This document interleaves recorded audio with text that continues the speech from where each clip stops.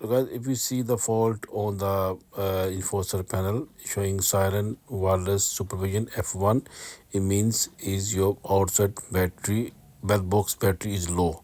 So you need to change the battery. I want to show you how you do it. So you need to put the panel leave in the engineering mode. Now go to outside, open the cover. As you can see, I showing.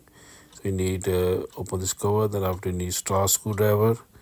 Then open the top lid, then after inside small cover, and the battery is inside. Then this is the connection bell here. Now you need two batteries. As you can see that this is the new battery you need. This is the old model. Okay, the new model they required four battery, which is a CR123. So now this is old module. So new module they don't require this battery. So now I'll show you how you do it. Put the cover lid back, then top cover back as well. Now we go to near the panel. Near the panel, then we need to check first panel. If Apple the reset. Now we check the voltage of the outside bell. I can show you.